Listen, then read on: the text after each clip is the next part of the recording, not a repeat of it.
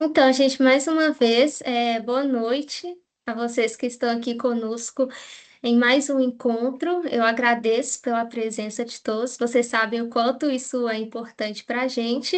E eu estou vendo aqui que nós temos uma participante nova, que é a Larissa. Seja bem-vinda, Larissa. Você quer se apresentar, falar um pouquinho sobre você, suas expectativas para esse grupo? Boa noite, tudo bem?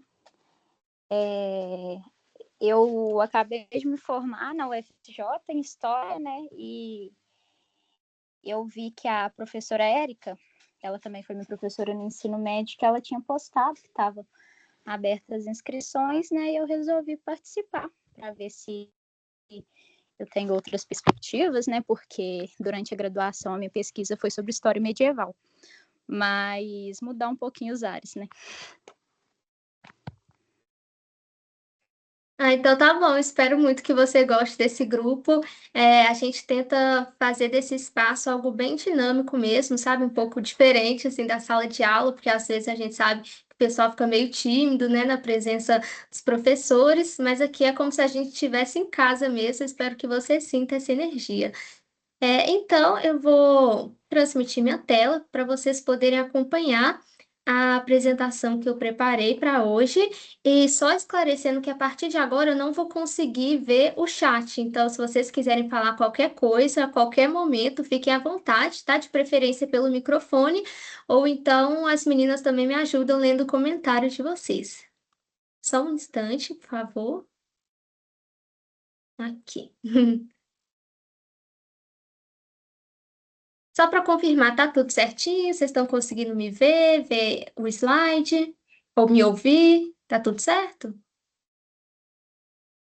Tudo certo, Paola. Então tá bom, obrigada. Então, gente, conforme nós tínhamos combinado no cronograma que eu apresentei no último encontro, hoje nós vamos conversar um pouquinho sobre os mitos, especificamente os mitos dos povos celtas. Mas antes disso, eu vou fazer algumas considerações iniciais e contextualizar o tema.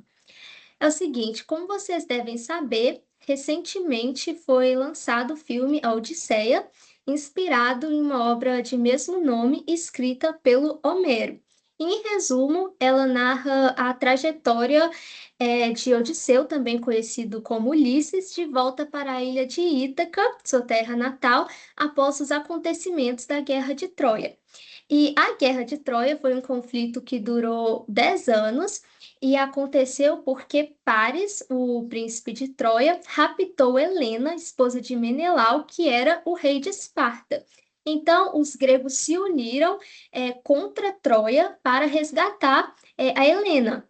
Mas eles só conseguiram vencer depois de entregarem a Troia o famoso cavalo, né, como um presente para selar uma suposta paz entre eles. Porém, o que ninguém sabia é que os gregos estavam dentro desse cavalo. Então, quando esse cavalo foi levado para o centro da cidade durante a noite, os cavalos saíram de dentro dele, e começaram a atacar todo mundo. E aí, nessa viagem, né, de volta para casa, como eu falei, o Odisseu e seus companheiros passam por muitos conflitos e eles têm uma relação estreita com alguns deuses e deusas da mitologia grega. E esses seres são muito importantes porque eles favorecem ou não a viagem deles. Por exemplo, o filme até mostra a cena do Odisseu e seus amigos cegando o filho do deus dos mares, que era o Ciclope. Então, a partir desse momento, eles já não tiveram mais sorte nas viagens marítimas, né? Então, começaram a passar por tempestades, redemoinhos, ventanias, esse tipo de coisa. E aí, então, é muito interessante, né, a gente analisar isso, porque no estudo que se chama O Potencial Didático dos Mitos e Lendas na Educação Histórica, o autor Vitor José de Oliveira Fontes fala que originalmente o mito era entendido como uma verdade que merecia grande crença e até mesmo veneração.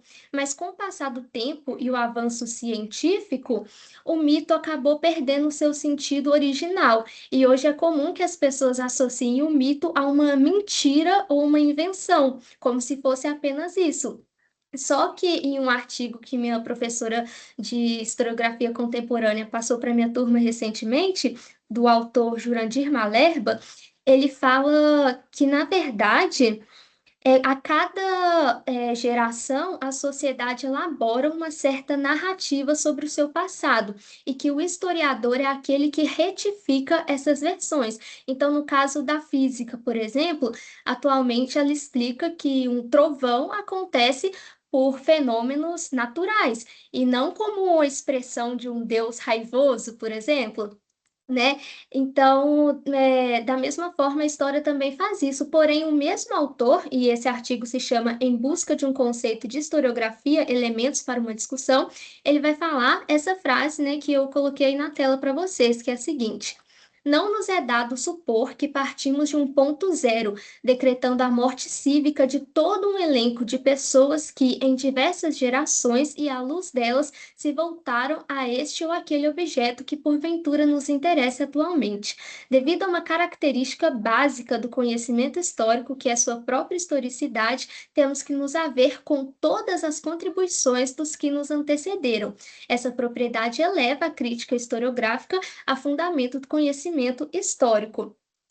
Ou seja, isso significa que a gente não pode simplesmente ignorar todo o conhecimento produzido anteriormente pelas pessoas do passado, por mais que atualmente a gente tenha uma visão distinta dele. É claro que no artigo o autor está falando mais sobre a historiografia, porque a gente sabe que em cada época a história foi tratada de uma maneira, mas a gente pode aplicar esse pensamento também aos mitos, né? E entender a importância que eles ainda têm nos dias de hoje. E aí foi nessa tentativa de aproximar os mitos do nosso cotidiano que eu pensei em trazer esse tema para vocês, né, junto com as outras coordenadoras também que nos ajudam aqui.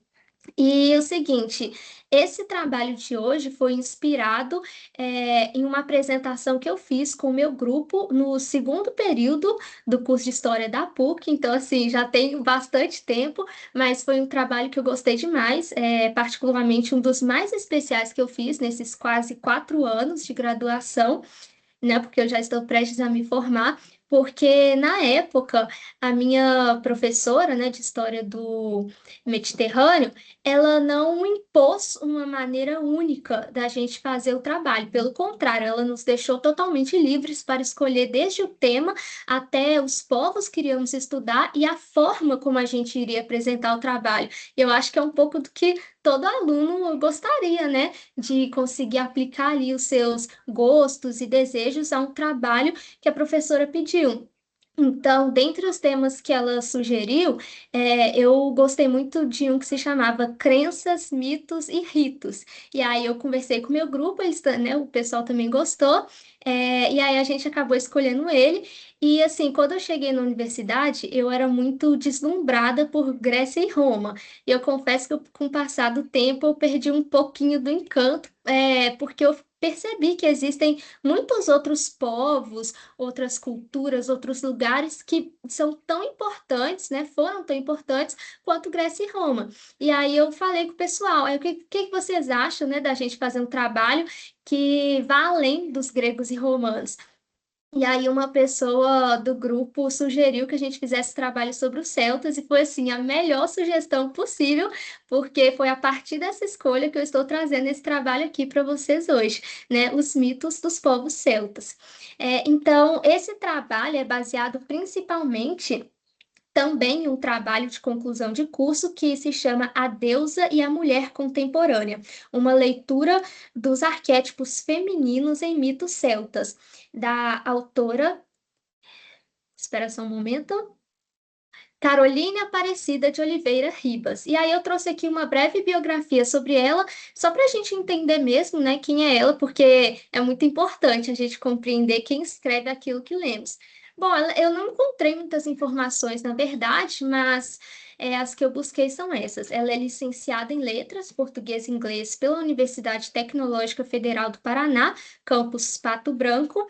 É bolsista do PIBIT, eu me senti representada, porque eu também sou de língua inglesa desde 2014. Possui experiência como tutora de alunos com TEA, né, transtorno do espectro autista.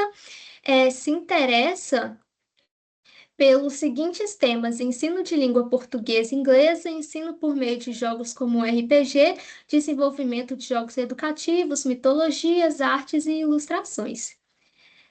Então, vamos ao texto, né? Bom, nesse trabalho, né, a autora vai falar que, de acordo com Campbell, todos nós temos uma necessidade de encontrar um sentido para a nossa vida e um referencial para os acontecimentos da nossa jornada. E é aí que surgem os mitos. Mas o que seria exatamente um mito? De acordo com o Câmara Cascudo, que é uma grande referência nesses estudos folclóricos dos mitos e das lendas, o mito é um sistema de lendas gravitando ao redor de um tema central com área geográfica mais ampla e sem exigências de fixação no tempo e no espaço. Então, a lenda, por exemplo, né, se a gente for estudar, vamos ver que ela já tem uma definição mais concreta e está sempre ligada a um lugar específico, a uma pessoa com características específicas e um tempo específico também. Já o mito, não, ele tem essa tendência de ser mais amplo. E aí a autora Ana Carolina Clausewitz, ela vai falar o seguinte, que o mito ele não deriva de acontecimentos reais e possui apelo a seres sobrenaturais. Ele está ligado à religião e à magia, e os seus atores são deuses, semideuses e heróis divinizados. E o intuito dele tende mais para o saber e para a ciência. Então, são essas características, né, que a gente pode apontar sobre o mito. E aí, esses mitos, independente da nacionalidade, né, das pessoas que os criaram, de algum modo é como se eles revelassem a essência de todos nós, e eles se mostram importantes para o desenvolvimento humano, principalmente porque eles trazem lições, orientações, e imagens através dos arquétipos que povoam o inconsciente coletivo. E aí o Carl Jung vai explicar um pouco do que seria esse arquétipo. Ele fala que é o seguinte: o inconsciente individual é como uma camada mais superficial que repousa sobre uma camada mais profunda. Essa camada mais profunda seria a do inconsciente coletivo. E esse termo coletivo significa conteúdos e comportamentos que se referem a todas as pessoas de um modo geral. Então, o arquétipo, como eu coloquei no slide, seriam conteúdos mais profundos da consciência, herdados de tempos arcaicos, que influenciam as ações dos indivíduos, mesmo inconscientemente. E aí, quando as pessoas elas tomam consciência desses arquétipos, elas passam a ter maior compreensão de si mesmas, do próximo, e também podem até alterar as suas condutas.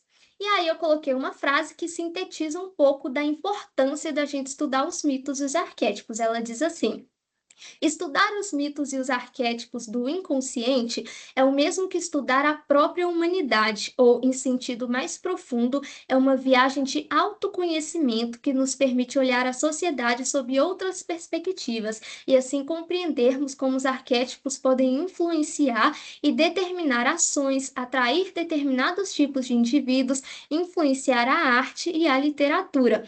E aí, os arquétipos têm uma relação muito grande com a mitologia, porque os mitos, eles carregam muito dessas imagens universais que seriam os arquétipos, né? Então, agora, eu vou falar um pouquinho para vocês sobre os celtas mesmo, né? Porque antes da gente entender um pouco mais da mentalidade deles, dos seus mitos, é legal, né? Interessante a gente saber pelo menos o básico de quem foram esses povos. Bom, os celtas foram povos de origem, né, da Europa Central, mas que se espalharam principalmente pela Bélgica, Itália, Espanha, França, Grã-Bretanha e Irlanda. Eles tinham uma cultura comum, mas composta por tribos e clãs diferentes, formados por laços de parentesco. Os celtas eram muito ferozes nas batalhas. Eles lutavam nus ou com pouquíssimas proteções, e também era um hábito deles pintarem o corpo com corante azul ou branco. E existia um misticismo muito forte nas guerras, porque os celtas acreditavam que existia vida após a morte. Então, morrer em campo de batalha era uma glória para eles. As mulheres dos povos celtas assumiam uma posição de grande destaque, tanto no governo quanto na guerra, mas ao mesmo tempo é como se elas formassem uma sociedade à parte, sabe? E sobre a religião, os celtas eram politeístas, ou seja, eles acreditavam em muitos deuses e esses deuses tinham forte relação com a natureza. Uma parte interessante também é sobre os druidas. Os druidas eram sacerdotes que, além da função religiosa, tinham também uma função política. E existiam duas categorias de druidas, os bardos e os vates. Os vates, eles eram aqueles sacerdotes responsáveis pela adivinhação, interpretação de sinais, profecias, algo nesse sentido. E os bardos eram os poetas dos celtas. E isso é muito legal também, porque é o seguinte, os celtas, eles atribuíam poder mágico às palavras. Então, eles evitavam a escrita porque acreditavam que os escritos poderiam cair em mãos inimigas ou serem mal interpretados. E é por isso que a maior parte dos mitos celtas que a gente conhece vieram principalmente da Irlanda e também de origem gaulesa, porque foram os lugares, né, em que se encontraram registros escritos, porque como eles eram muito pautados na oralidade, grande parte dessa cultura acabou se perdendo. Mas agora que a gente já conhece um pouquinho, né, dos povos celtas, vamos então, sem mais delongas, adentrar um pouquinho nos mitos. Bom, para iniciar, é, existe essa história de que é o seguinte: os Tuatha de Danann, ou filhos da deusa Dana, eram compostos por fadas, elfos, gnomos e leprechauns, e eles formavam o quinto grupo invasor da Irlanda. E por dominarem a arte dos encantamentos, eles espalharam suas magias por todo o país. Entre esse povo, esse grupo, né, dos Tuatha, existiam três deusas muito importantes: Morrigan, Masha e Badib. Mas, para alguns, eram três irmãs, para outros, eram faces diferentes da mesma deusa. Então, existe uma dúvida aí, né, sobre essa identidade. Mas o fato é que a Morrigan ela é conhecida por diversos nomes, como Morrigu, Morrigaine, Morgan, deusa da lua, grande deusa branca, rainha das fadas, rainha dos fantasmas, deusa suprema da guerra e rainha espectro. E todas essas denominações mostram o quanto ela era respeitada, mas também temida. Ela possuía diversos poderes, como conhecimento da magia, encantamentos, mudança de forma e também o dom de ver o futuro. Além disso, ela possuía grande beleza e sensualidade e era associada às cores preto e vermelho. Preto porque simboliza o mistério, a noite, o oculto, e o vermelho, que é um símbolo da guerra, da violência, mas também do poder e da sedução, da paixão, né? Além disso, ela era sempre associada à imagem de um corvo, porque ela podia se transformar num corvo que sobrevoava o campo de batalha, incentivando os guerreiros a partirem para a luta e darem tudo de si. Inclusive, vocês viram, né, que até o slide está vermelho, eu vim de vermelho também, para poder combinar um pouco com a temática. Enfim, e aí é uma coisa muito interessante que é o seguinte: antes das batalhas, ela costumava aparecer para reis ou guerreiros, e se eles demonstrassem ser bons amantes, ela concedia a eles vitória. Foi o caso do Nuada, que era o rei dos Tuatas. Com a ajuda da Morrigan, ele venceu uma importante batalha. Só que ele acabou perdendo uma mão no conflito, e aí ele culpou a Morrigan por isso, sendo que se não fosse por ele nem sequer teria sobrevivido. Outra pessoa com quem ela se relacionou também foi o Dagda, que era o deus da fertilidade. Ele a viu se banhando no rio, cheio de cabeças dos inimigos, e aí ele sabia que ela concedia favores para os homens que a amassem antes das batalhas. Então, ele se aproximou para poder conversar com ela, mas ela não queria só conversar. E aí eles acabaram de fato ficando juntos. Porém, nem sempre as suas conquistas eram bem-sucedidas. E um exemplo disso aconteceu com o Cuchulainn. E aí é importante que eu conte a história dele para vocês também, porque ele é um personagem muito importante da mitologia celta. É o seguinte: havia um garoto chamado Setantai. E aí, desde criança, ele propunha algumas brincadeiras que envolviam força e agilidade para os seus amigos de Ulster, que é onde eles viviam. E ele sempre ganhava. E aí, o seu primeiro ato heróico, ou um dos seus primeiros atos heróicos, foi quando ele resgatou o rei Conchobar, e o seu exército, que haviam perdido uma batalha. Ele fez isso demonstrando muita força e coragem. Então, através dessa atitude, ele conquistou a admiração do rei. E aí, certo dia, esse rei, Conchobá, foi convidado para participar de um banquete na casa de um ferreiro chamado Culan.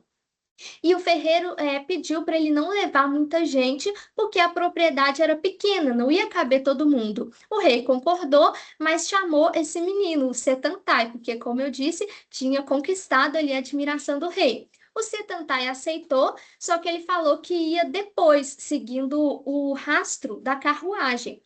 Então, nisso, quando o rei já estava lá com seus companheiros, o Setantai se colocou a caminho. Só que aí, bem no meio, assim, ele encontrou um cachorro muito grande e feroz que tentou atacá-lo. E para não ser morto, ele é que matou esse cachorro. O que ele não sabia é que esse cachorro, na verdade, protegia a casa do ferreiro que convidou o rei para o banquete. E aí, os homens ficaram felizes, né, pelo garoto ter se salvado, mas o ferreiro ficou triste, porque ele pensou: quem é que vai proteger minhas terras agora? E aí, se sentindo culpado por isso, o Setantai ele fala: deixe comigo que eu assumo essa função, né, até você treinar outro cachorro, enfim.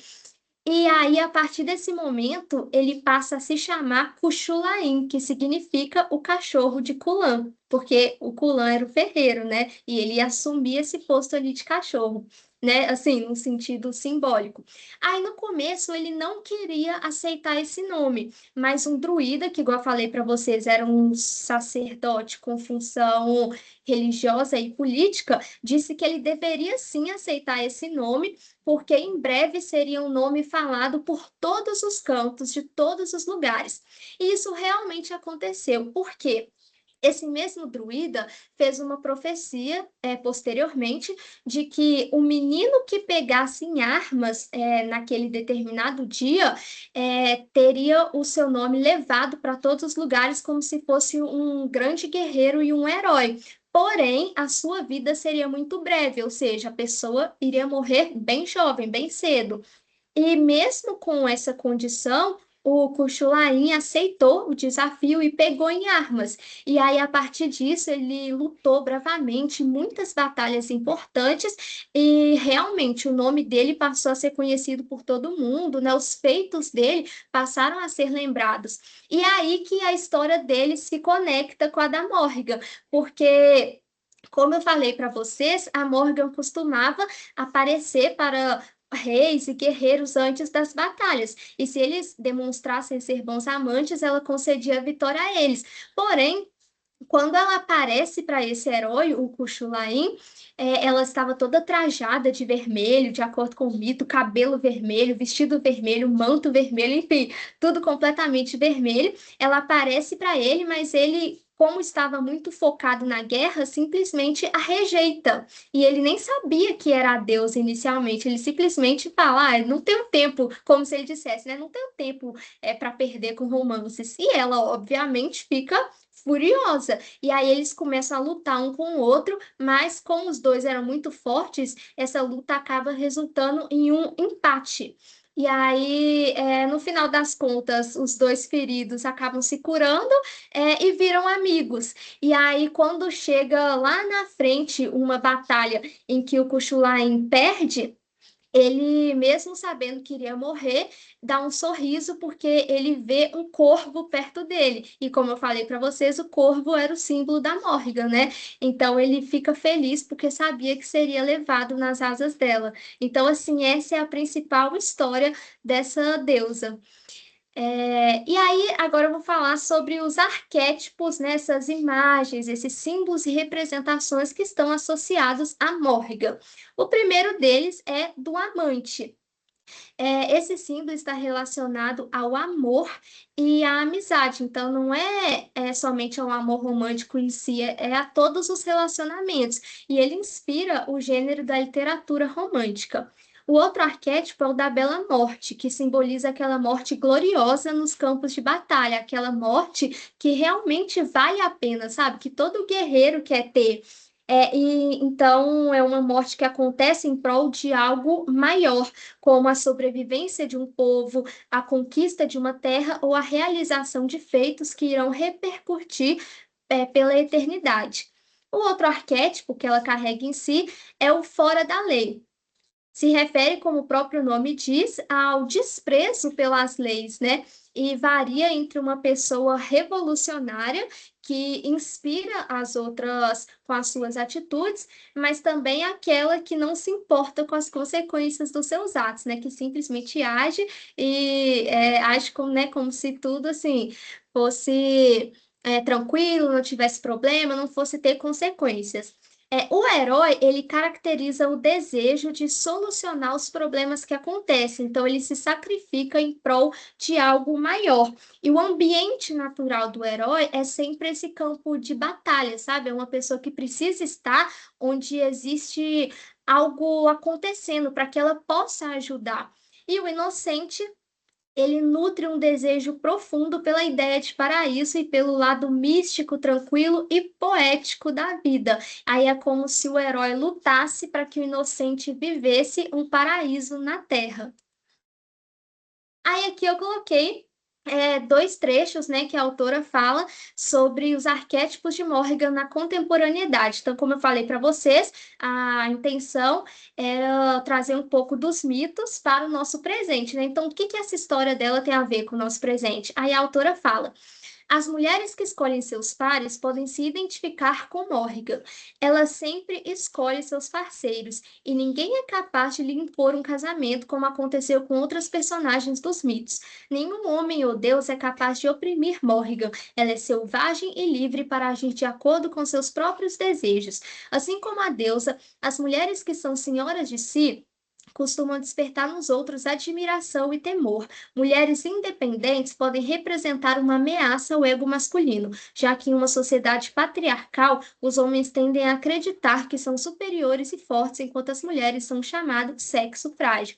E ela também diz: as feministas certamente encontrarão características comuns entre elas e Morrigan, porque sabem que as lutas por liberdade e pelos direitos das mulheres são constantes. Quando a mulher consegue compreender o que realmente quer e decide buscar a vitória para suas batalhas pessoais, ela está ligada aos arquétipos de Morrigan. Mulheres que conseguem se reinventar diante das adversidades também podem se identificar com a deusa que muda de formas e persiste na busca pela realização de seus objetivos. Então é isso, né?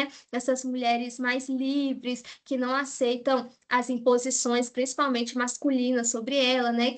Que tem essa capacidade de realmente lutar pelo que ela quer, pelo que ela deseja, pode se identificar, né, com a Morrigan. E aí eu gostei muito dessa parte que a autora fala, que são mulheres, né, são pessoas que despertam admiração, mas também temor. As pessoas temem, né, essas mulheres livres. E aí, outra coisa também que eu achei muito interessante é que é o seguinte, essa face guerreira da Morgan, hoje em dia, ela pode ser uma inspiração para a luta contra as injustiças do mundo.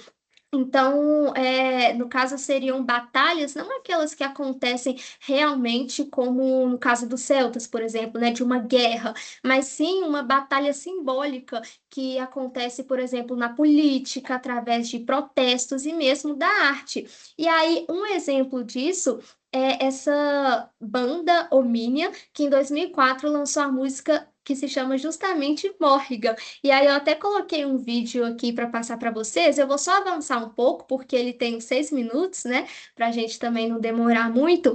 Mas depois a autora vai fazer um comentário sobre essa música que eu achei muito interessante. Olha só. Peraí, desculpa, gente. Vocês estão conseguindo ouvir?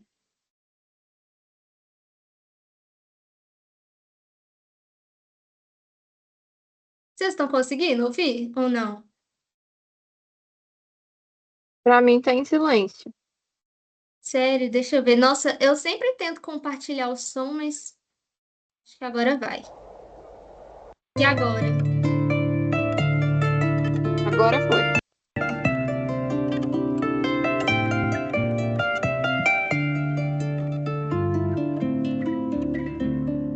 Over hills and over meadows, see the crow fly, feel her shout. Over woods and over mountains, searching for a war. Her wings embrace each strife and battle, with swords they clash and chariots rattle, seeking out the one whose time has come to take the blade. Morrigan, ancient crone of war, I see your face, I'll cry no more. Morrigan, ancient crone of war, come lift me on your wings. Morrigan, ancient crone of war, I hear your voice, I'll breathe no more. Morrigan, ancient crone of war, come set my spirit free.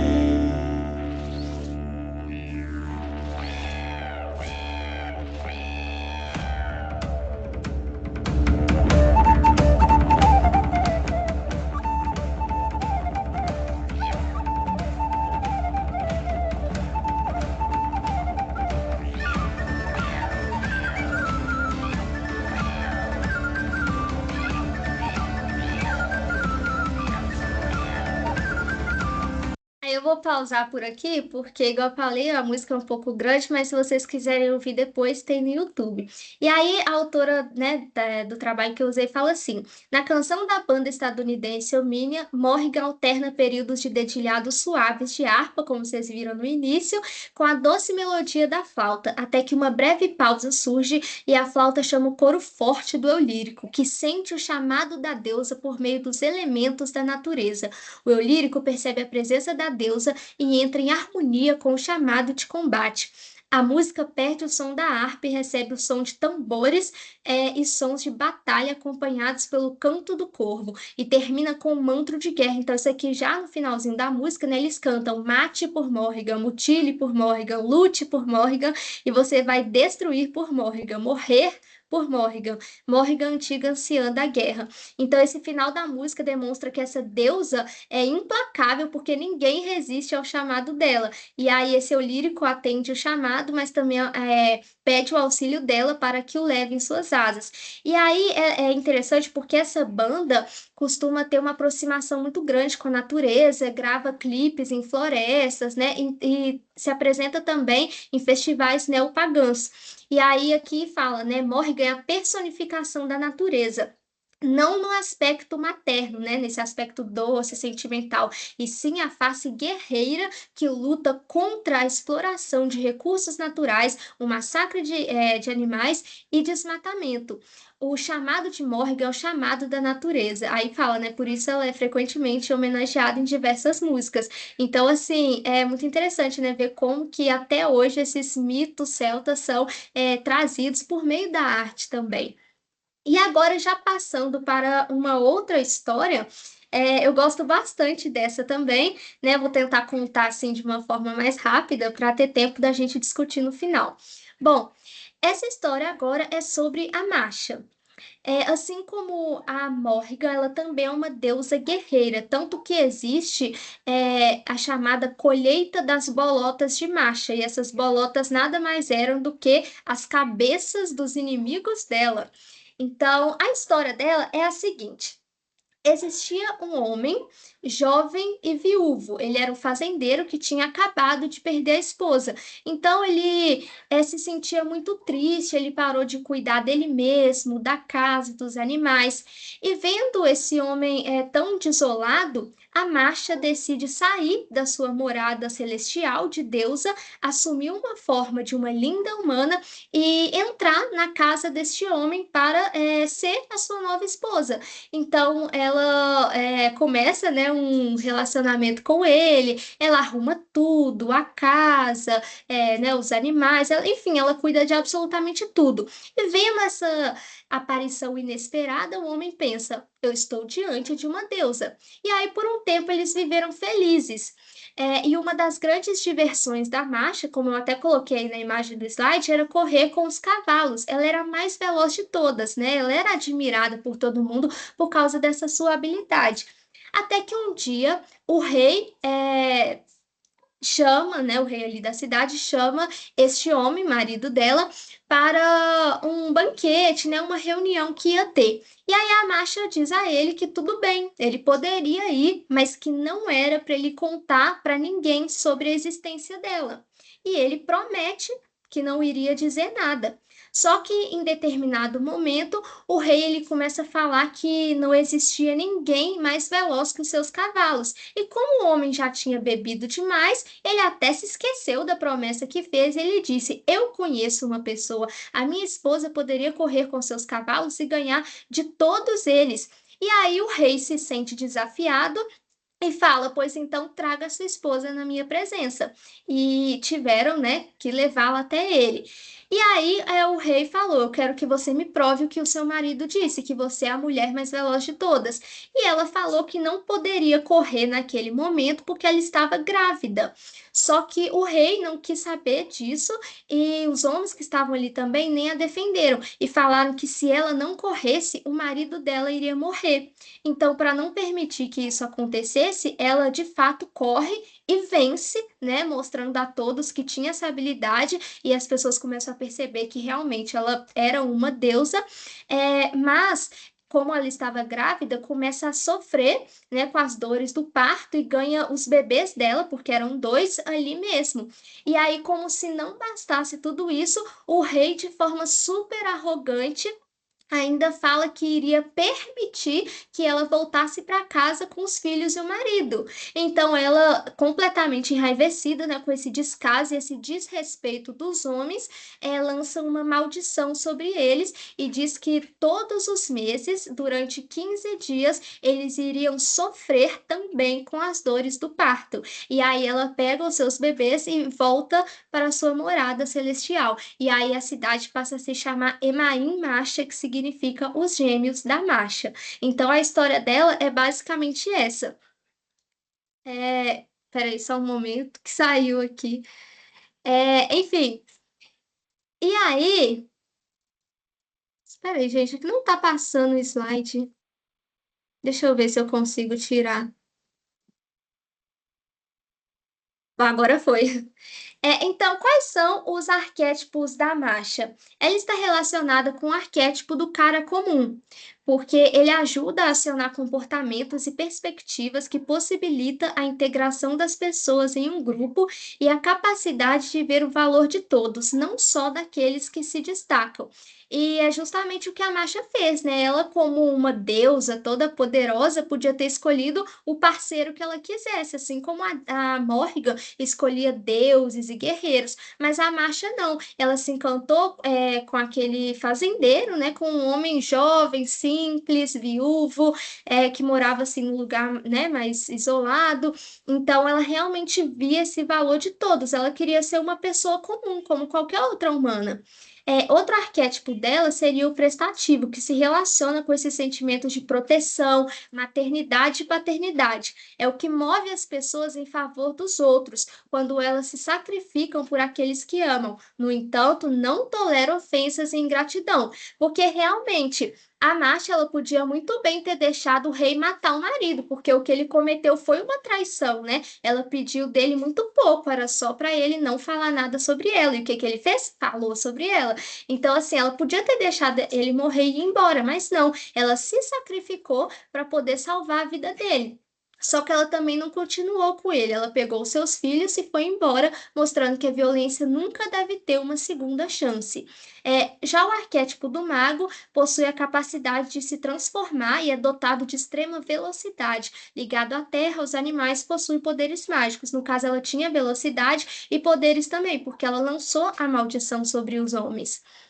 E aí, na contemporaneidade, as mulheres que se identificam com o arquétipo de Masha são aquelas que viveram experiências negativas nos relacionamentos, mas que são fortes o bastante para romper com o parceiro inadequado. As mulheres que se divorciam, as mães solteiras, as trabalhadoras, todas as que sofreram algum tipo de violência, mas que conseguiram se reerguer e, de certa forma, renascer com suas próprias forças, buscando a liberdade e novos caminhos. Uma das lições mais importantes que o mito de Masha contém é que relacionamentos nocivos não devem ser encorajados, que a violência não deve ter uma segunda chance e que as mulheres podem ser donas dos seus próprios destinos. Então é justamente isso. A gente sabe que, infelizmente, tem mulheres, né, que vivem relacionamentos tóxicos, né, ruins, e que não conseguem sair deles tão facilmente. E elas não deixam de ser fortes por causa disso de maneira alguma, tá? Não é isso que a gente está dizendo aqui.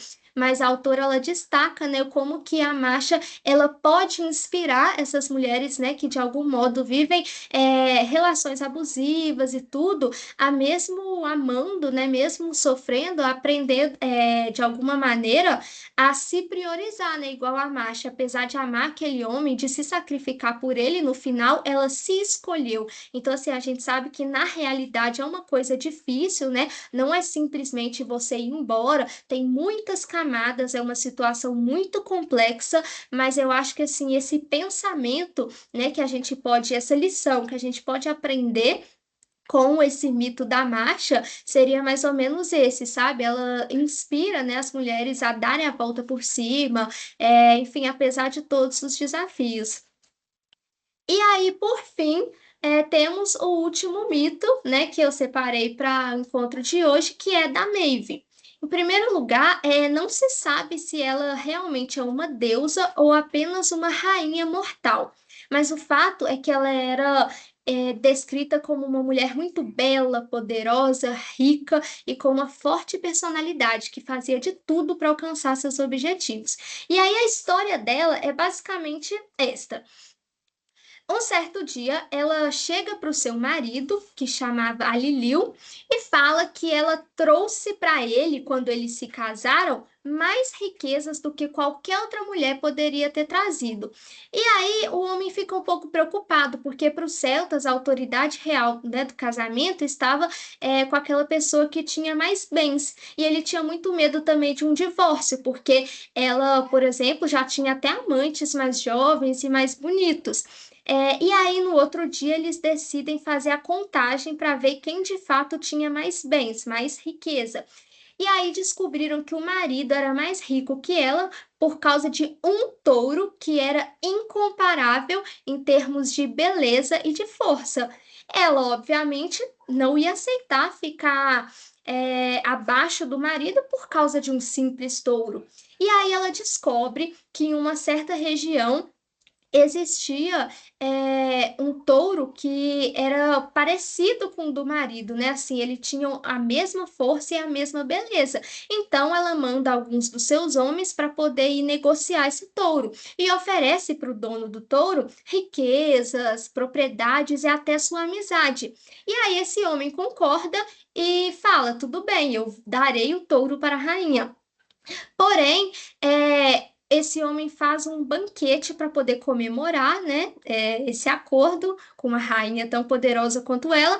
Mas aí o que que acontece de novo? Os homens da rainha acabam bebendo, ou seja, moral da história, não bebam, não bebam em excesso, pelo menos, né? Mas brincadeiras à parte, né? Os homens acabam bebendo demais e aí falam com o dono do touro que mesmo se ele não tivesse dado o touro para a rainha, eles teriam ordem de matá-lo e matar a família dele, tudo para pegar o touro. E aí o homem se sente traído, né? Ele pensa assim, uai, então quer dizer que se eu tivesse dito não, vocês iam matar todo mundo e me matar também? E aí ele desfaz o acordo, expulsa os homens da rainha dali, e aí para a rainha não descobrir a verdade, eles mentem e falam assim que o homem não quis negociar o touro coisa nenhuma e que ele ainda tinha desafiado, dizendo que um único homem da cidade dele seria capaz de enfrentar todo o exército dela. E aí, obviamente, ela fica com orgulho ferido, se sente desafiada, e começa uma guerra contra a cidade para poder ter esse touro. Só que adivinha quem era o melhor guerreiro dessa cidade? Simplesmente o Cuchulain, que eu contei a história para vocês, lembra? Que o druida falou que se ele pegasse em armas, ele seria um grande herói, enfim, que os feitos dele iriam repercutir por todos os lados. Então, esse guerreiro era ele. E aí, de fato, ele conseguiu vencer todos os exércitos da rainha. E aí eu vou pular umas partes da história, porque é muito grande, mas o fato é que, no final, a Maeve, ela não consegue vencer a guerra, mas ela adquire o touro que tanto queria. O que ela não sabia é que o touro dela e do marido eram inimigos. Então, a partir do momento que eles se encontraram, os dois lutaram e morreram. Ou seja, não adiantou de nada tudo que ela fez, tudo que aconteceu, as mortes envolvidas, porque ela e o marido continuaram empatados em termos de riqueza. Só que ela não aceitou o fato de ter perdido muitos homens por causa daquele guerreiro que era o Cuchulain. E aí chega um momento na história que ela consegue finalmente fazê-lo ser morto, que aí eu já contei para vocês, né? Que ele morre feliz sabendo que seria recebido nos braços da Morrigan. Então é muito legal a forma como essas histórias se misturam umas com as outras. Inclusive, uma coisa também que acontece é que a Maeve, ela manda os exércitos dela lutarem justo no momento em que os homens estavam sofrendo a maldição lançada pela Nasha, né? Porque ela falou que todos os meses, durante 15 dias, os homens sofreriam com as dores do parto. Então não tinha condição deles lutarem. Aí a Maeve se aproveita justo desse momento para mandar o exército dela, né? Aí depois, com o tempo, eles conseguem vencer. Então é realmente assim muito interessante como que todas essas histórias acabam se unindo, né? Bom, então a Maeve ela tem na verdade esse arquétipo, né, do governante que está relacionado com poder, manipulação, sedução, persistência e pensamento estratégico, mantendo estilo dominador e autoritário. Aí os arquétipos dela na contemporaneidade são os seguintes, ó. Trazendo o arquétipo de Maeve para a nossa realidade, podemos pensar nas mulheres que enxergam as outras como rivais em beleza, riqueza e poder. Este comportamento pode trazer o isolamento social como consequência. O governante quase sempre vem acompanhado do arquétipo do amante, o que gera vaidade excessiva, narcisismo e egoísmo. As mulheres que se identificam com Maeve são as que assumem posições de liderança, pessoas que buscam ter o controle sobre as mais diversas situações. São pessoas pragmáticas que tentam se precaver de possíveis adversidades. São organizadas, competitivas, detestam imprevistos e situações caóticas que possam interferir em seus planos. A rainha guerreira pode ser uma fonte de inspiração para aqueles que querem realizar algum sonho difícil. Maeve é um símbolo de independência feminina, podendo inspirar todas aquelas que lutam para conquistar seus bens materiais. Então, de forma geral, a gente pode dizer que é como se tivesse um lado positivo e negativo nesse arquétipo da Maeve, né, o governante. Por um lado, ela inspira as pessoas a lutarem pelos seus objetivos e não desistirem em meio às dificuldades, igual ela, né, enfrentou diversos obstáculos até conseguir o que queria. Por outro lado, também tem o risco da pessoa querer passar por cima dos outros, né, só para conseguir o que quer. Então tem esse lado assim de motivação, de você não desistir, de você perseguir os seus sonhos, mas tem um outro lado que é muito perigoso também, né, que é de você não respeitar ninguém, tudo para conseguir o que você quer, que acaba gerando isolamento, narcisismo, egoísmo. Então, na verdade, é como se todos os arquétipos em geral trouxessem tanto uma parte boa boa quanto uma parte ruim, porque nada na vida é 100% bom ou 100% ruim, né? E os arquétipos, eles têm essa dualidade. Então, aqui são as reflexões finais, né, que eu coloquei, que é um pouco até do que eu acabei de falar, né, essa relação entre o mito, os arquétipos e a identidade, né, ver um pouquinho do que cada deusa consegue nos tocar ainda hoje, em pleno ano de 2026, ver nessas semelhanças entre elas e as mulheres contemporâneas. E aí eu trouxe aqui uma frase, síntese, que a autora fala: os mitos celtas mostram que a figura feminina não deve ser reduzida à princesa que precisa ser resgatada por um herói ou à vítima fraca que não sabe defender-se. As deusas e as heroínas dos mitos celtas são exemplos do verdadeiro poder da mulher. Elas são as rainhas guerreiras, bruxas, deusas da vida e da morte. Tanto surgem como fadas inspiradoras, quanto como corvos de batalha ávidos pela carne do inimigo. Elas mostram que as mulheres devem reconhecer o próprio poder que possuem em sua essência para viver uma vida plena, com conquistas e com o orgulho de serem mulheres. As deusas mostram que as mulheres são mais fortes do que imaginam, mostram que sempre é possível encontrar um meio de superar-se e de renascer quando for necessário. E aí eu quis trazer, então, né, um pouco desses mitos celtas, porque, igual eu falei, muitas vezes a gente foca apenas nos mitos dos gregos e romanos e nos esquecemos, né? E aí, para finalizar, definitivamente, e ouvir vocês um pouquinho também, é o seguinte, igual eu falei com vocês, esse foi um trabalho muito especial para mim, mas assim, o que foi mais especial nele é que o seguinte, no início, né, da minha trajetória no curso, lá no segundo período, eu tinha medo, assim, no sentido de, né, eu ficava pensando, será que realmente eu vou me dar bem, assim, com o curso? Porque até então eu já estava apaixonada pela história, mas ao mesmo tempo eu ficava pensando assim, se não era algo muito racional demais, sabe? Porque eu sempre me identifiquei, né, com uma pessoa sonhadora, idealista, e aí eu ficava pensando, será que eu preciso mudar talvez o meu jeito só por fazer história, né? Ter algo mais racional, mais material? E aí minha professora, igual eu comentei com vocês, ela fez algo totalmente oposto disso, né? Ela deixou a gente totalmente à vontade para poder fazer o trabalho da forma como queríamos. E eu sempre gostei muito de poesia, né? De escrever poemas. E como dentre os druidas tinham os bardos, que eram os poetas dos celtas, eu pensei, eu não posso chegar simplesmente na sala e falar das deusas e pronto, né? Tem que ter um toquezinho ali especial.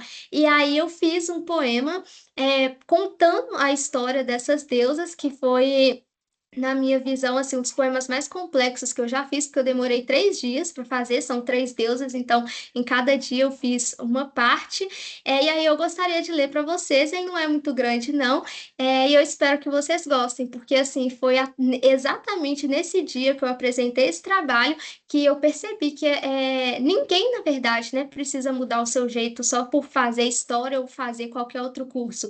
Nós podemos ir nos encaixando ali naquele lugar, né? Assim, nos descobrindo, não no sentido de se encaixar, de diminuir, nada disso. Se encaixar, quando eu falo isso, né, no sentido assim, de perceber que o seu jeitinho, né, a sua forma de ser, de pensar e de sentir, ela vai caber ali também, sabe? Vai ter um lugar ali para você.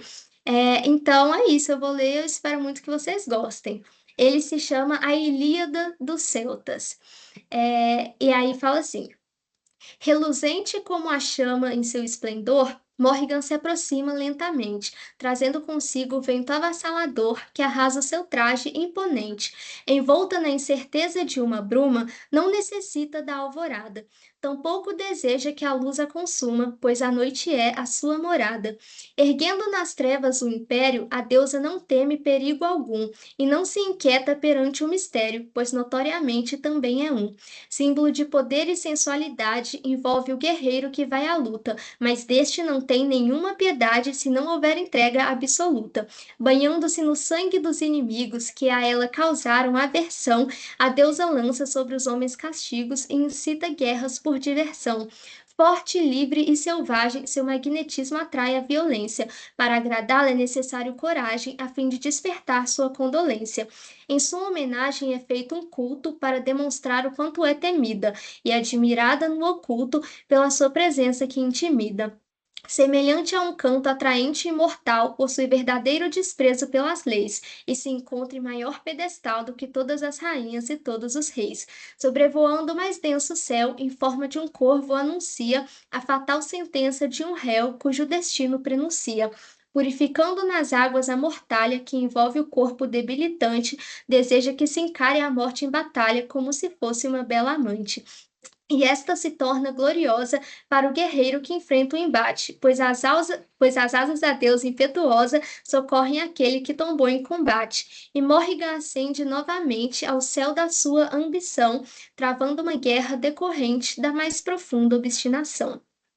Do outro lado do poente, Masha atravessava o mágico portal, pois desejava ansiosamente viver como uma mortal. Na esfera terrena se encontrou com um homem cujo amor havia perdido. Disfarçadamente em sua casa entrou e o seu afeto foi correspondido. Dedicou a ele toda a sua atenção, sem dele nada exigir, e a alegria que habitava em seu coração lentamente viu ressurgir. Com os raios de sol que irradiavam, em seu cavalo Masha corria, enquanto todos admiravam o caminho que a mesma percorria.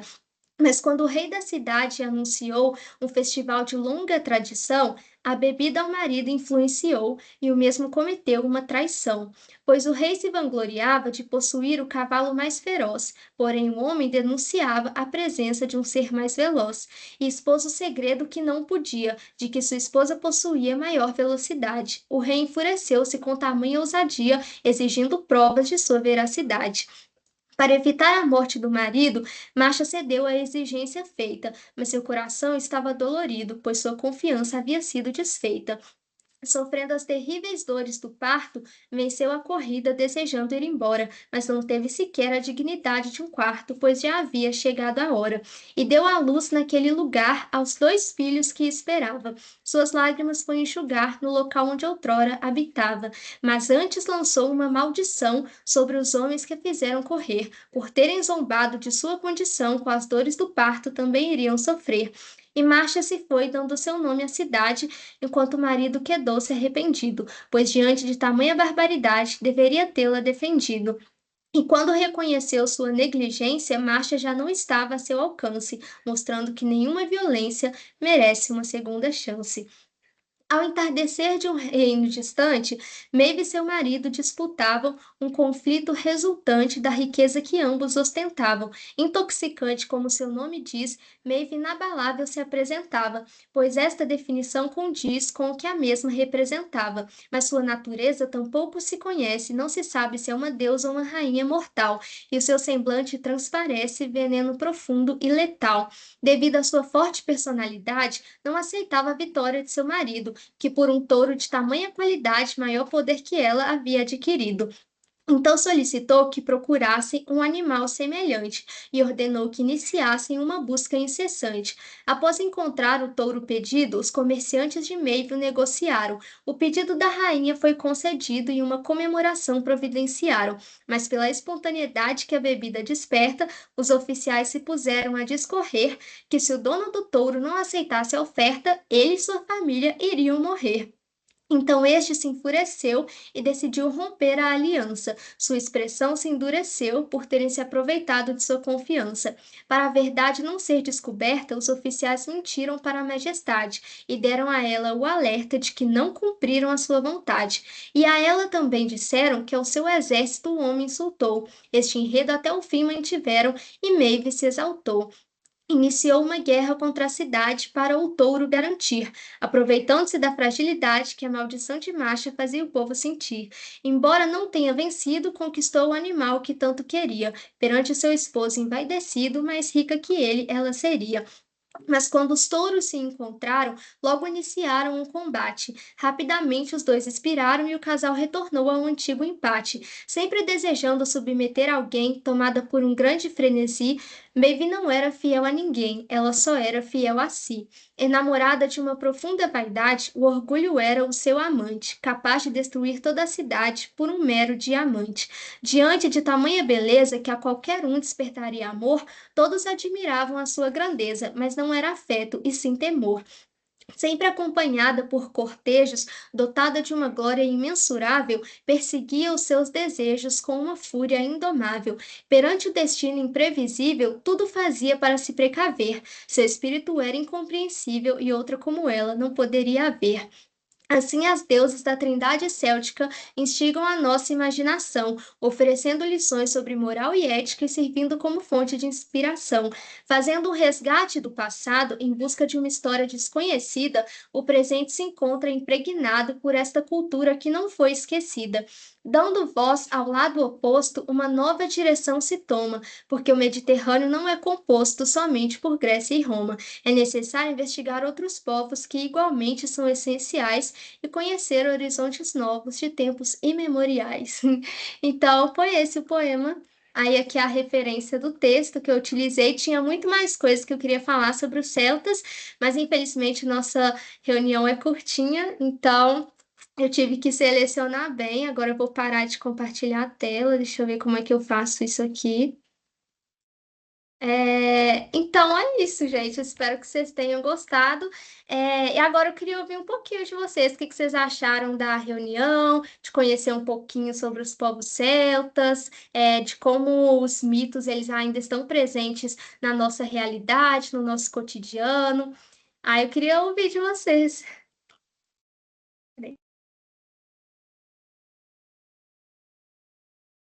Alguém quer falar alguma coisa?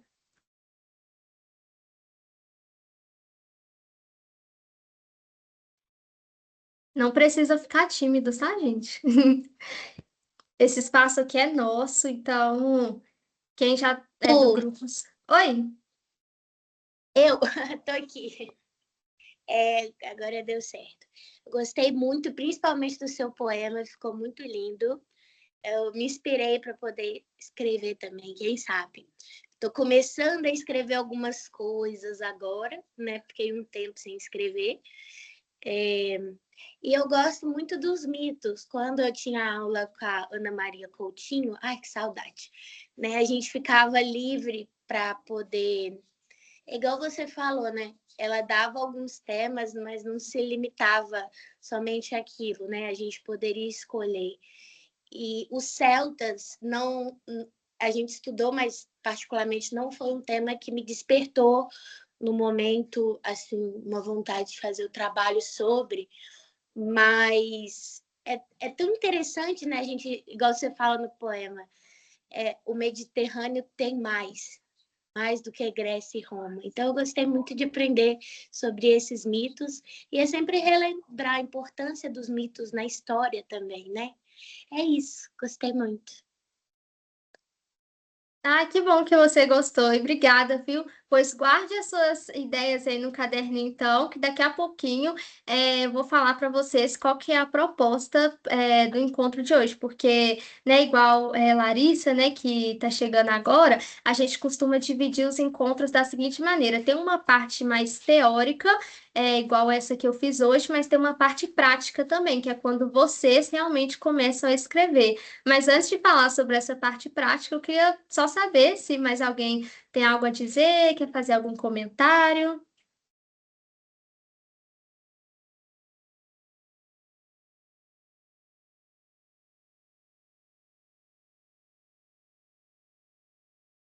Alguém?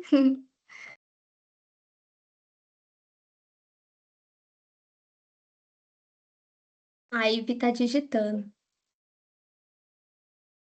Gente, enquanto vocês digitam, eu só vou desligar a câmera rapidinho que eu vou pegar o carregador do meu notebook, viu? Porque ele nunca consegue sustentar a bateria durante o encontro todo, mas eu já volto só um instante.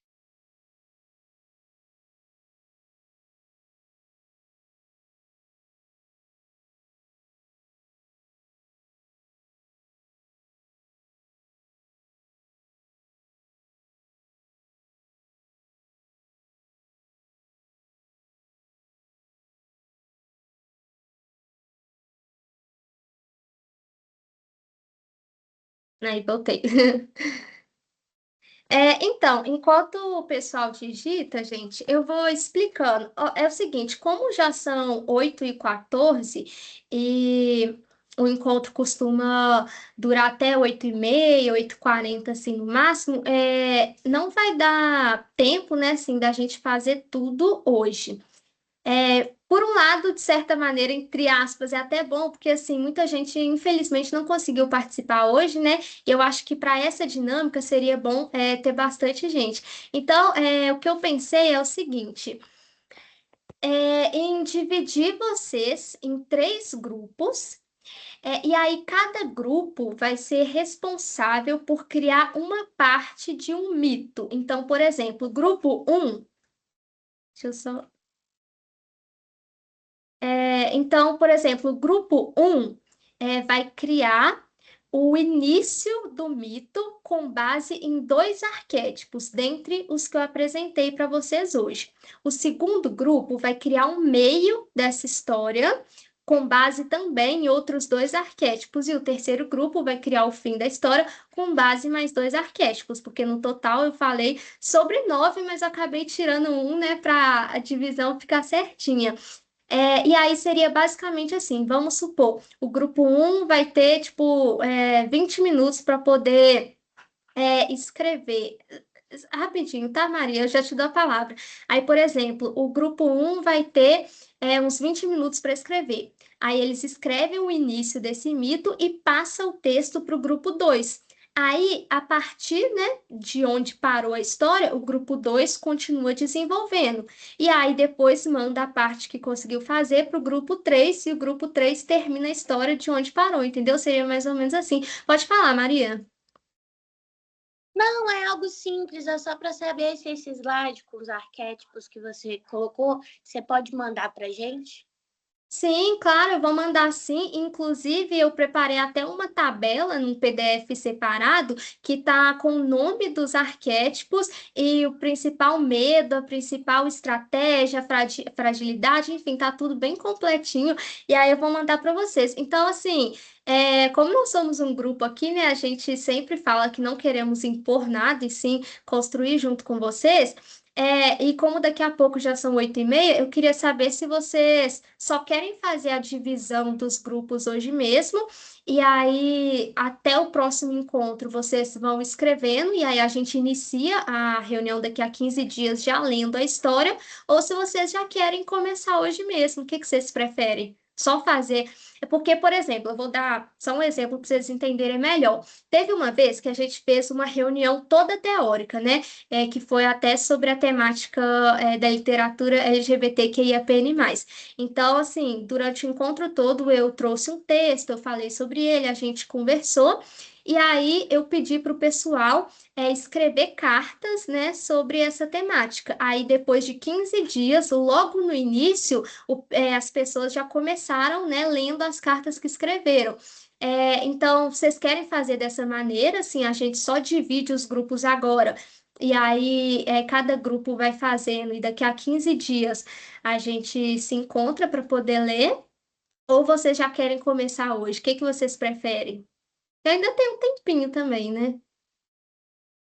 Eu acho que a gente poderia dividir os grupos. Eu Uhum. não sei se dá para dividir grupos igualmente, né? Deixa eu ver, 2, 4, 6. Na verdade, dá, porque assim, tirando eu, olha, tem, por exemplo, Giovanna e Maria, Bela e Larissa, Ive e Duda. Então, tipo, daria certinho 8 pessoas, aí cada dupla. É porque eu acho que mais pessoas vão querer participar também, porque teve algumas que não conseguiram entrar na reunião hoje. Só que aí eu vou mandar lá no grupo explicando certinho. E aí pode ser que mais pessoas entrem nos grupos, mas com vocês aqui já dá para a gente formar os 3 grupos, que é o início, meio e fim. Pode ser assim, então? Por mim, pode ser. Pessoal que sabe. Pode ser, gente, assim? Por mim, tá tranquilo. Ô, Paola, Oi?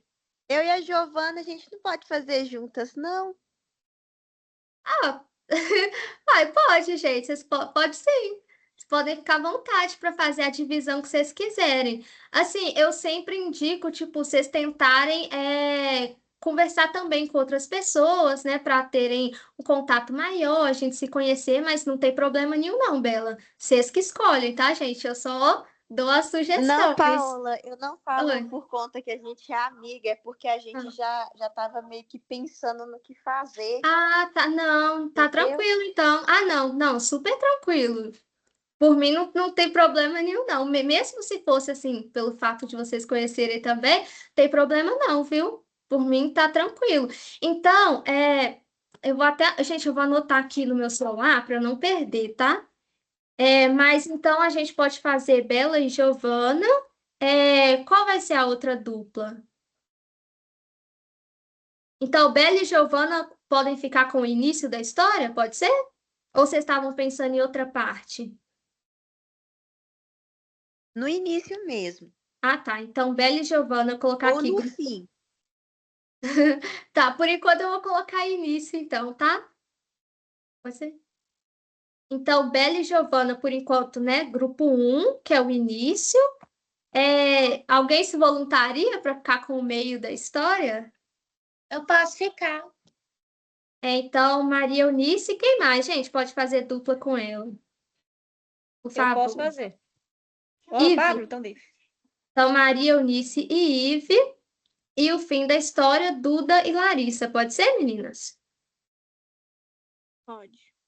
E aí, gente, deixa eu só transmitir minha tela aqui de novo, porque eu preparei um sorteador online para a gente já fazer o sorteio dos arquétipos, né? Para ficar uma coisa mais democrática, assim. Porque, por exemplo, um grupo pode escolher um arquétipo e o outro também querer o mesmo arquétipo. Aí, para ficar uma coisa mais assim, né? Que é mais democrática, aí eu preparei um sorteador online, que aí rapidinho a gente consegue ver aqui, ó. Espera só um instante, que não tá aparecendo. Aqui, ó. Aí eu coloquei os arquétipos, né? Vocês estão conseguindo ver a tela? Que aí tem o amante Tá, dá fora pra ver da. sim. Ah, tá, obrigada. Aí tem o amante fora da lei, herói, inocente, o cara comum, prestativo, o mago e o governante. Deixa eu ver. Um, dois, três, quatro, cinco, seis, sete, oito. Então, na verdade, deixa eu ver. Como sobraria dois arquétipos, eu acho que eu posso acrescentar aquele que eu tinha tirado, que era o da Bela Morte, e colocar de novo, que aí fica três arquétipos para cada grupo, né? Aí fica certinho. É porque eu tinha tirado um arquétipo que eu não sabia exatamente quantas pessoas que ia ter, aí eu preferi focar num número par. Mas como são três grupos e 9 arquétipos, aí cada grupo pode ficar com três, que aí dá certinho. Pode ser? Aí, ó, eu vou sortear, então, três itens da lista abaixo para o grupo um. Vou até anotar aqui. Então, ó, grupo um, vocês vão ficar com os seguintes arquétipos. Ó, vamos ver. Sortear agora. Ó, vocês vão ficar com o arquétipo do mago, da bela morte e do inocente. Lembrando que eu vou mandar tudo certinho para vocês, tá? Agora, Ô, Paola, no caso, esse Oi. seria o meu e da E Giovana, né? Isso, isso. O grupo um, então, vai criar o início de um mito com base nas características desses três arquétipos, o mago, o bela morte e o inocente. Tá bom, Agora, entendi. agora, ó, o segundo grupo vai continuar a história com base em mais três arquétipos. Vamos ver, ó, sortear sem repetir o resultado. Vamos ver aqui. Deixa eu ver se vai, né? Deixa eu ver. Agora, olha, o segundo grupo, que no caso é a Maria Eunice e a Ive, vocês vão continuar a história com base no arquétipo do amante, o governante e o prestativo. Ok? Eu vou mandar no grupo também, tá? Não se preocupem. Só queria que vocês acompanhassem tudo. Agora, o último grupo, sem repetir, olha, sortear sem repetir o resultado. O último grupo vai terminar a história com os arquétipos do cara comum, do fora da lei e do herói. Ok? Então, é isso. Gente, eu tô ansiosa para ver o que que vai dar disso tudo, viu? Porque, assim, é uma coisa completamente, né, assim, inesperada, a gente não sabe realmente o que que vai surgir disso aqui. Mas é isso, gente. Ficou alguma dúvida? Não, Qualquer ficou coisa, tudo certinho, ficou explicadinho, certinho? direitinho. Ah, então tá bom. Então, gente, olha, então, né, como não vai dar tempo da gente começar hoje, é isso, assim, o nosso próximo encontro é daqui a 15 dias. Então, o grupo um que, né, até então, tá, a Bela e a Giovana, elas podem começar a criar um mito. Eu não vou, assim, exigir, quantidade de linhas, nem nada disso, tá? Mas vocês começam a criar um mito com base, né, nas características do mago, da Bela Morte e do Inocente, e aí, e depois de, sei lá, daqui a uns 5 dias, por exemplo, né, para não demorar tanto também, aí vocês vão encaminhar essa parte que vocês escreveram para alguma pessoa do grupo 2. Recebendo essa parte, o grupo 2 vai continuar a história do ponto que parou, a partir dos arquétipos do amante, do governante e do prestativo. Então, por exemplo, o arquétipo do amante tem a ver com o amor, com a paixão, aí você vai ter que ter alguma coisa de amor e paixão no mito, entendeu? É mais ou menos isso. Aí depois de mais 5 dias, esse grupo 2 vai enviar a parte que escreveu, no caso o início e o meio, para o grupo 3, que vai terminar a história, e aí a gente vai ler daqui a 15 dias. Eu acho que se dividir assim, 5 dias, eu falo 5 porque como é daqui a 5 dias, aí cada grupo teria uns 5 dias para escrever, né? O grupo um 5 dias, grupo 2 mais 5 dias, e o outro grupo mais 5 dias, só para ter tempo de todo mundo escrever. Pode ser assim, então? Mas, por exemplo, se o grupo um terminar de escrever em 3 dias e já quiser enviar, pode, tá bom? O fato é que daqui a 15 dias a gente, né, precisa ter essa história assim toda completinha para a gente ler e ter outra dinâmica que eu acho que vocês vão gostar também. Então, tudo certo? Todo mundo entendeu? Tá tranquilo? Ó, vocês falaram aqui que gostaram da ideia, que tá ótimo. Ai, que bom que vocês gostaram, então. Então é isso, gente. Eu quero agradecer a vocês por terem estado aqui com a gente, né? Nossas fiéis escudeiras, né? Como diz o ditado. Então, assim, muito obrigada. É um prazer estar aqui com vocês também.